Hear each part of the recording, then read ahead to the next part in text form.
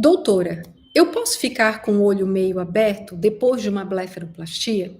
Essa é uma pergunta muito frequente aqui no consultório e hoje eu vou explicar para vocês quais são os cuidados que nós temos que ter para que os pacientes tenham uma boa evolução do pós-operatório sem complicações após uma blefaroplastia.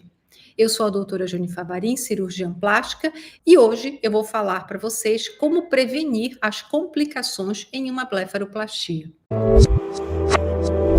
Eu atendi hoje uma paciente que veio em consulta e que a queixa dela era justamente isso. Ela ficou com o olhar um pouquinho aberto depois de ter feito a cirurgia da pálpebra.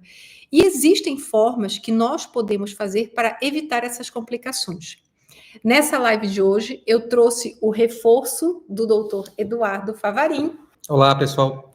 Muito obrigado pela presença de todos. Sejam bem-vindos à nossa live. Nossa, da Juni, né? Eu estou aqui hoje de convidado.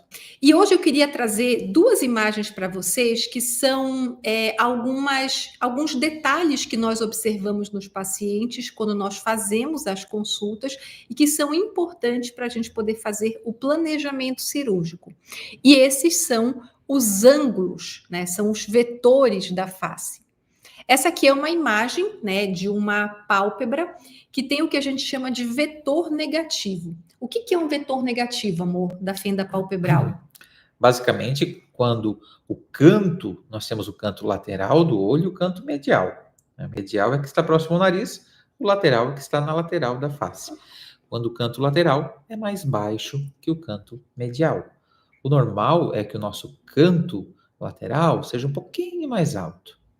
O normal, não. Eu diria o desejável. O desejável, né? E por que isso? Porque toda vez que a paciente tem um vetor negativo, que a gente chama de canthal tilt, ela tem um risco maior na cirurgia de fazer uma retração palpebral e de fazer isso que a paciente se queixou para mim hoje, que é um scleral show. Então, toda paciente que, quando nós avaliamos em consulta, ela tem o vetor negativo, a gente tem que ficar muito alerta, que é uma paciente que precisa de alguma tática cirúrgica para a prevenção dessa complicação. E o que nós fazemos nas nossas cirurgias é a cantopexia, que vocês também já sabem, eu já falei sobre ela, e nada mais é do que uma fixação do canto lateral para que ele não fique vulnerável às forças de retração cicatricial, ao edema pós-operatório, e a paciente evolua, né, com essa alteração, com essa complicação de pós-operatório. Então, esse é o primeiro detalhe que todo mundo aqui que está pensando em fazer uma pálpebra e que procurar um profissional para fazer essa cirurgia tem que ficar observando se ele vai notar esse detalhe. Se você tem, ou se o profissional não perceber isso e não te falar, é um sinal de que você tem que continuar procurando alguém. Só uma dúvida. Aonde que você fixa esse canto lateral? Tem várias formas de fazer cantopexia. Nós temos, né, a nossa forma de fazer cantopexia, a gente fixa geralmente no rebordo superolateral, bem próximo de onde tem a glândula lacrimal superior. No rebordo? Superolateral, ósseo. na borda, no rebordo ósseo. Osso, tá? É no osso mesmo que a gente fixa. Uma outra dúvida. Você falou o termo scleral show. Traduza e explique o que é a esclera, né, e o que é a scleral show. Então, o scleral show, como o próprio nome fala, é a esclera aparente. A esclera é o branquinho do olho.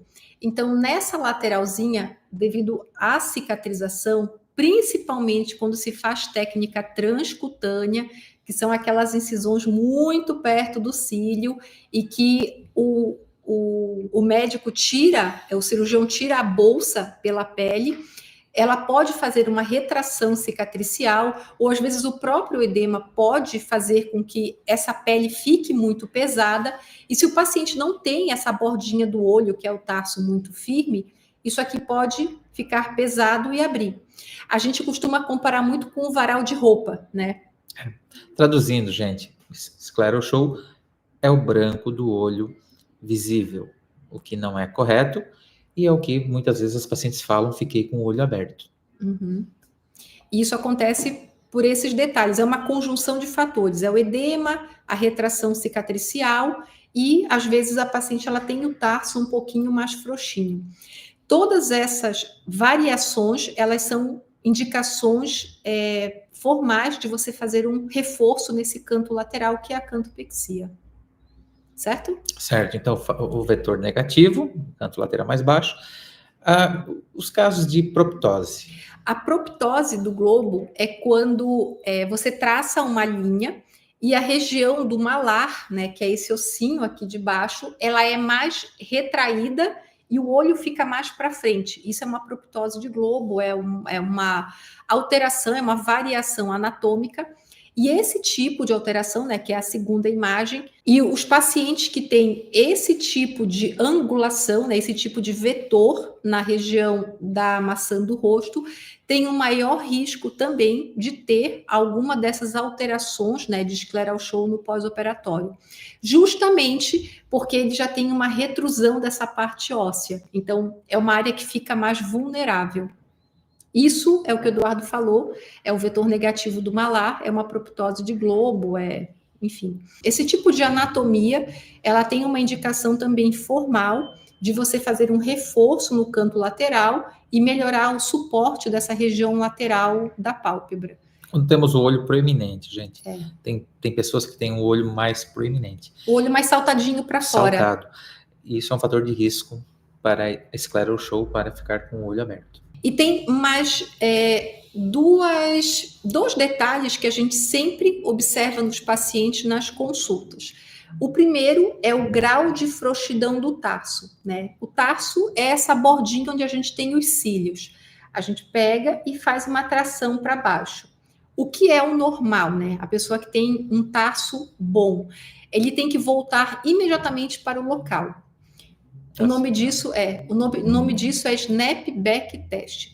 Toda vez que você, de novo, quem está aí pensando em fazer uma blefaroplastia e vai fazer consulta, eu não acho que é prudente o cirurgião operar você e não fazer o snapback para saber como é que está a saúde do tarso. E a outra é pegar e tracionar o tarso para frente. Ele não pode se afastar demais do globo, ele não pode ficar muito solto. Se ele fica muito frouxo, isso também é um sinal de que você tem um risco maior de ter uma dessas complicações, né, de mau posicionamento do canto lateral. São pequenos detalhes anatômicos que nós temos que ficar atentos, né, quando a gente consulta um paciente, para que a gente consiga fazer um planejamento cirúrgico adequado e o paciente não ter complicações. Certo?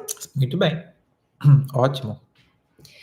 Detalhes, né? Detalhes fazem a diferença. Parece bobagem, mas isso é uma anamnese básica. Que a anamnese é como o que a gente tem que pesquisar no paciente. É uma anamnese básica e um exame físico básico de todas as consultas antes de operar uma pálpebra. Então, tem outras coisas que a gente tem que pesquisar, mas esses 4 detalhes, eles são fundamentais para a gente poder fazer o planejamento da sua cirurgia, né?